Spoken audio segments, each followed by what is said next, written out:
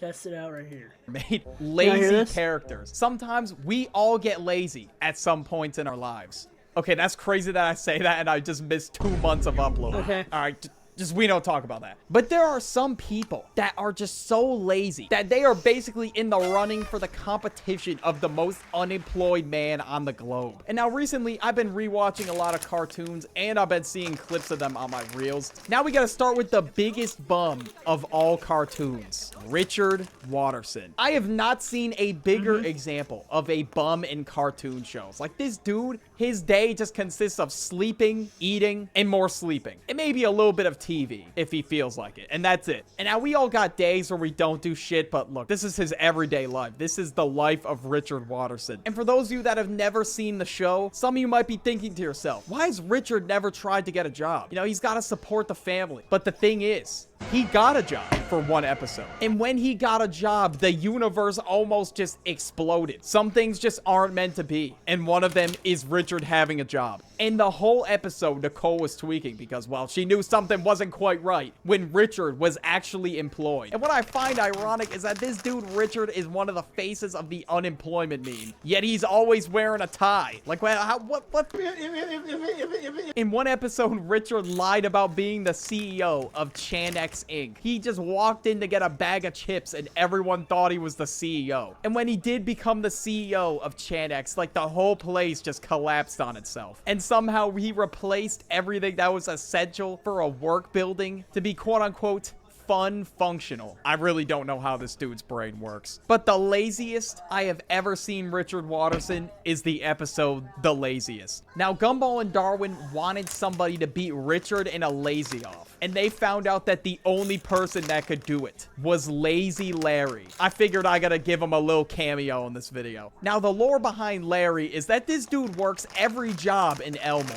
But before that, this dude used to sit on the couch and just do nothing. And just to get him to compete against Richard, Gumball and Darwin got him fired from his jobs, wrecked his car, destroyed his marriage, like literally everything possible to try and get him to compete. And at the end, when he just eventually lost everything, this dude sat on the couch and literally became one with the couch. I don't know how the hell that's even possible. And Gumball and Darwin, I think in the end, had to compete against Richard. And at the end of the episode, he gave them the win just so he could trick Nicole acting like he was doing the chores all day. Like at this point, Lazy Larry, I don't even know if he's competing anymore. Maybe not. Maybe Lazy Larry is washed and he is no longer the most unemployed man in Elmore. Okay, number 2, we got Rigby. Now, Rigby went on a character development arc at the end of the show. But however, I think in the first couple of seasons, maybe Rigby was a bum. He never wanted to do anything. In season 2, this dude hired a doppelganger to take his place. He hired this dude named Doug. This dude actually turned into him. He didn't want to do his work that bad to the point where he just sat around and hired somebody else to do everything for him. And he also barely paid him to do it too. Like he just basically gave him pennies because he had to quote unquote cover the finder's fee, whatever that means. They had to end up figuring out who the real Rigby was. That's how alike they ended up becoming. And another episode I remember, Rigby got this thing in the room. It was called a wall buddy because he didn't want to pick up all his trash. And that shit was a heaping pile of garbage. I really don't know how he lives like that, bro. That's crazy. And he got a wall buddy thing that literally separated him and Mordecai in the room and tried to move the trash to Mordecai's side because he wanted Mordecai to clean it. Like at this point, you could have just cleaned it. Like it would have been easier if you cleaned your own garbage instead of getting the wall buddy. Like it's crazy how much Rigby would do to get around getting his work done when it would have just been easier to get his work done in the first place. And even Mordecai sometimes, dude, they were both doing anything but their actual job. It was crazy. One episode, Benson hired 2 new employees that kind of looked like a scrapped version of Mordecai and Rigby. And now these dudes get their jobs done really easily and Mordecai and Rigby are trying to mess it up for them. Eventually, these guys, Chad and Jeremy, end up quitting because Mordecai and Rigby just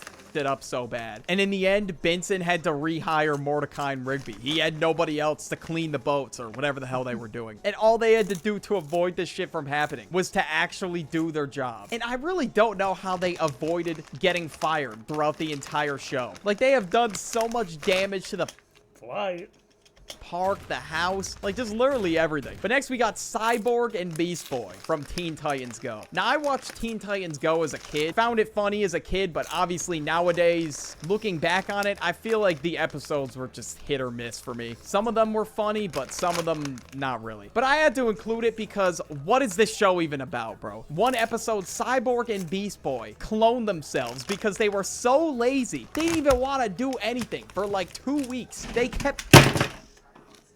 Oh my god. Beast Boy all over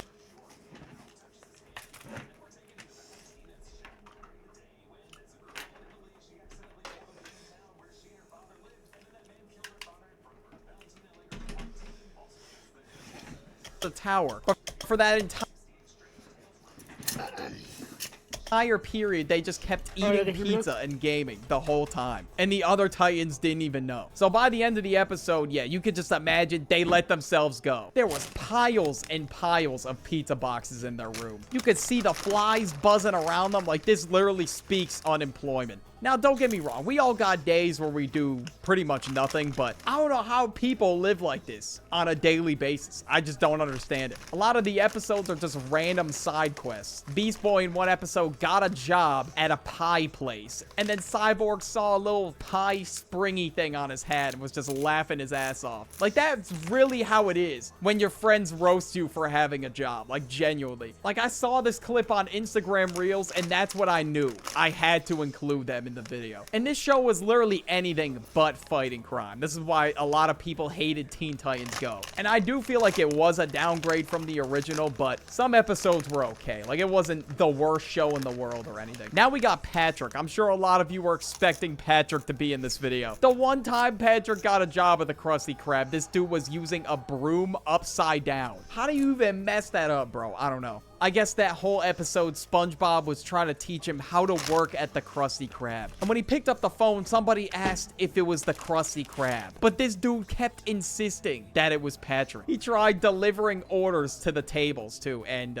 he just kept eating the food. And I think the whole reason why he wanted a job is because SpongeBob had so many trophies, and he wanted one. And by the end of the episode, he got a trophy in the mail. And I'm sure a lot of you are wondering what this trophy was. What would Patrick Star get an award for?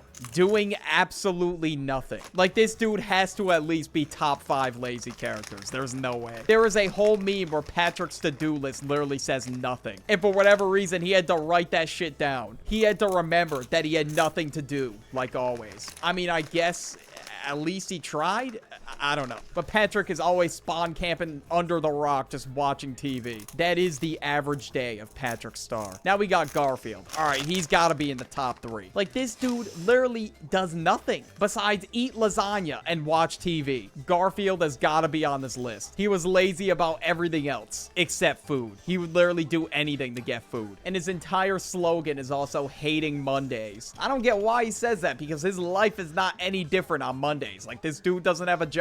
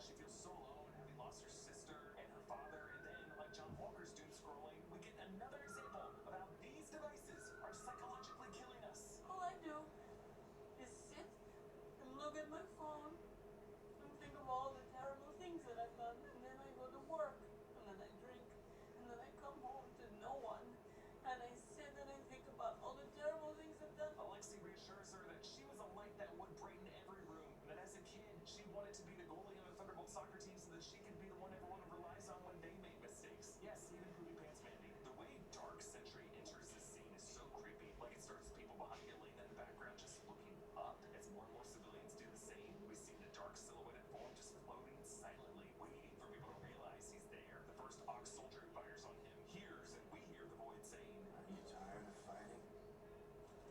Let me help you." like he sincerely believes that he's freeing all these people from their pain, and then he voids him, flattening him into a shadow. Jake Schreier confirmed to Collider's Perry Nemiroff that the look at the flat shadows was inspired by the blast shadows from the victims of the bombings of Hiroshima and Nagasaki. That definitely came from images from Hiroshima and those kind of shadows. It's a frame and a half of animation between when they disappear and when they become a shadow, and anything longer than that starts to feel like you're getting into kind of CG vapor territory. So it has to be quick, but then that you almost feel exposed because it seems so simple. And then there's other things about it where, like, because it doesn't happen so often in the movie, it really functions best. Like, the camera needs to be more or less in line, almost like an eclipse, like with where the voiding is happening and where the shadow goes. That if you look at it from a profile perspective, it doesn't really work because it's such a short effect. You can see this inspiration playing out on screen, and it's why the voiding works so well in this film. It's so scary how fast it happens. It really is 1.5 frames exactly, with like no warning. Holds and his helicopter pilot are among the first to get voided, resulting in a crash in the scaffolding and raining debris. So the Thunderbolts spring into action. Elena sees a crashing truck. She goes, "Dad!" And she jumps to Alexi, who springboard launches her toward the truck to save someone. This is the same move her sister Natasha did with Alexi the American. Cheerio. I got some Cheerios. Starving, man. Starving. Shout out my label. That's me. Uses his arm to bounce the truck out of harm's way. When the second helicopter crashes, Ghost faces in to push back the building and out to let the fiery wreckage move through. One huge piece of rubble. He just lounges around in the house on Mondays. It's not really any different. Now we got Peter Griffin. There are so many memes about Peter Griffin being lazy. Like, there's one meme where he's just getting carried on a forklift. And then I've been seeing one where it's like Bill Gates dropped out of college too, and it's just Peter Griffin on the couch covered in food stains. And in that episode, Peter literally gets stuck to the couch. Like, how are you so lazy to the point where you get stuck on the couch? That is insane. Like, I'm surprised Richard's ass didn't get stuck on the couch. But guys, don't worry. Bill Gates also dropped out of college too. And I'm also a 65-year-old kid, so just give me time, bro. I don't have to get a job yet, man. It's all good. But this dude, Peter, was just dead-ass spamming Uber Eats for an entire week. To the point where you could barely even walk in his living room. There was like beer cans all over the floor and shit. His skin just got so sweaty that he just pretty much became one with the couch. And I cannot forget that one episode where he ran his own food truck because Lois wanted him to eat healthy. I don't know what kind of contraption he was serving, but literally by the end of the episode, Peter had to be carried out of the food truck via crane. He was just staying in there for days on end, just eating whatever slop he was serving. And then in season 3, episode 10, Peter lost his job, so he decided to just sit on the couch for 2 weeks and just eat chips or something. And it was to the point where Brian had to drive him around on a forklift for him to go on a walk. And when Brian was taking him outside, he couldn't even fit through the door. But getting stuck to the couch like that, yeah, he is going at the number 2 spot, bro. That's crazy. Eric Carmen. I don't think I've ever seen somebody more spoiled in my entire life. This dude's mom will literally give him anything he asks for. And all he has to do is really just sit on the couch and cry when he doesn't get his way. Cannot forget that episode where him, Stan, Kenny, and Kyle were playing World of Warcraft. His mom ran downstairs just so he could shit in a bucket. I've never seen that much dedication towards a game. And look at the meals his mom is cooking him up. Like, 5 pancakes with powdered donuts surrounding them. Like, no wonder why this dude gets cooked for being a plate cleaner. It just makes sense. I think this happened literally in the second episode. This dude bought a product that thought would get him in shape, and it was called the Weight Gain 4000. This dude really thought he had to bulk. Nah, dude, you gotta go on the cut of the century right now. I don't know why he thought a product called Weight Gain 4000 would help him cut weight. Like, you gotta exercise to lose the weight. Like, bro, there is no shortcut to exercising. And all he had to do to get it was he had to just cry on the couch and just make, I don't even know, some kind of squealing noise. And then his mom was like, all right, I'll go to the store tonight instead of tomorrow. Like, in the grand scheme of things, it really wasn't that big of a deal. But what's crazy is that when Eric sets his mind to something, oh, he will be super dedicated. He'll do it. The amount of times he wanted to get revenge on people. And of course, after Eric ate the weight gain 4,000 or whatever it was, you can just imagine what happened. Snorlax. I think all he does is sleep. Like, I don't really think he does anything else. Like, in the games, you gotta move his ass out of the way when he's blocking. Is that when Eric sets his really ate the weight gain 4,000 or whatever it was, you can just imagine what happened. Snorlax. I think all he does is sleep. Like, I don't really think he does anything else. Like, in the games, you gotta move his ass out of the way when he's blocking, I forget what city, but I've never seen a creature so dedicated to sleeping in my entire life. And the only time he wakes up is to eat something. That's it. So we just had to put him on here. Like, the moment I think lazy characters, I think of Snorlax. But if you enjoyed this video, you will like this one right here about the most annoying side character.